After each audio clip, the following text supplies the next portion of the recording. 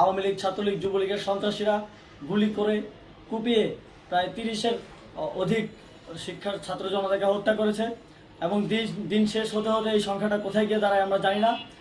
এরই প্রেক্ষিতে আমরা একটি সিদ্ধান্ত নিয়েছি, আমাদের একটি জরুরি সিদ্ধান্ত মোতাবেক আমাদের যে 6 তারিখের যেই লং মার্চ টু ঢাকা কর্মসূচি ছিল সেটাকে আমরা একদিন এগিয়ে নিয়ে এসেছি, অর্থাৎ আগামীকাল 5ই আগস্ট সারা দেশের মুক্তিকামী জনতাকে ঢাকার উদ্দেশ্যে রওনা হওয়ার জন্য আমরা আহ্বান জানাচ্ছি। যারা পারবেন, যাদের পক্ষে সম্ভব হবে, আজ রাতেই আপনারা ঢাকার উদ্দেশ্যে রওনা হয়ে যান।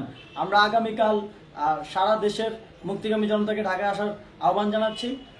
বিশেষ করে ঢাকার আশেপাশে যে জেলাগুলো আছে আপনারা দায়িত্ব নিয়ে মসজিদের মাইকে ঘোষণা দিয়ে যাদেরকে পাবেন সবাইকে নিয়ে ঢাকার উদ্দেশ্যে রওনা হন। এই লড়াই আমাদের জন্য একটি চূড়ান্ত লড়াই। আমরা চূড়ান্ত ঘোষণার জন্য প্রস্তুত, আমরা গণভবনের দিকে যাত্রার জন্য প্রস্তুত এবং সেই উদ্দেশ্যেই আপনারা সবাই ঢাকা আসুন। আমরা আপনাদের সবাইকে নিয়ে আমাদের চূড়ান্ত দাবি আদায়ে এগিয়ে যাব। আমি জানি না সমন্বয়করা আজকে রাতে বেঁচে থাকতে পারবে কিনা, কিন্তু আপনাদের উপর আমরা এই দায়িত্ব দিচ্ছি। আপনারা সবাই নিজ দায়িত্বে ঢাকায় আসবেন আগামীকাল এবং পরশু পরিস্থিতি বিবেচনা করে পরশু গণভবনের দিকে 4 দিক থেকে আমরা রওনা হব। আমরা খুব আতঙ্কের সাথে লক্ষ্য করছি যে ছাত্রলীগ, যুবলীগ এবং আওয়ামী লীগের গুন্ডারা পুলিশের অস্ত্র দিয়ে পর্যন্ত সাধারণ জনগণের উপর হামলা করছে। কিন্তু একটি সুখের খবর হচ্ছে সারা দেশের বিভিন্ন স্থানে সেনাবাহিনী ছাত্র জনতার পক্ষে দাঁড়িয়েছে, আবার কিছু কিছু জায়গায় যেমন মিরপুর ও মোহাম্মদপুরে সেনাবাহিনী ছাত্র জনতার বিপক্ষে দাঁড়িয়ে গুলি চালাচ্ছে। আমরা সেনাবাহিনীর প্রতি আহ্বান জানাতে চাই, আপনারা এদেশের নাগরিক এবং আপনারা এদেশের নিরাপত্তার দায়িত্বে আছেন, এদেশের জনগণের যানবাহনের নিরাপত্তার দায়িত্বে আছেন।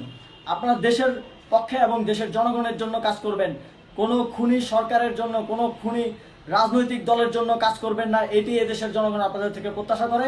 আমাদের এই আন্দোলনে সম্পূর্ণ সমর্থন দিয়ে হয় নিরপেক্ষ থাকুন, অথবা এই খুনি বাহিনীকে, সরকারের খুনি বাহিনীকে প্রতিহত করুন, তাদেরকে যথাযথ শাস্তির আওতায় নিয়ে আসুন।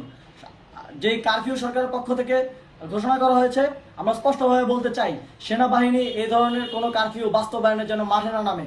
যদি মাঠে নামে তাহলে সেনাবাহিনী স্পষ্টভাবে অফিসিয়ালি জনতার বিরুদ্ধে দাঁড়াবে। আমরা চাই না সরকারের এই ষড়যন্ত্রে সেনাবাহিনী পা দিক। সেনাবাহিনীকে জনতার বিরুদ্ধে দাঁড়ানোর যে ষড়যন্ত্র সরকার রচনা করছে সেটিতে সেনাবাহিনী পা দিবে না, এই বিশ্বাস আমরা রাখতে চাই।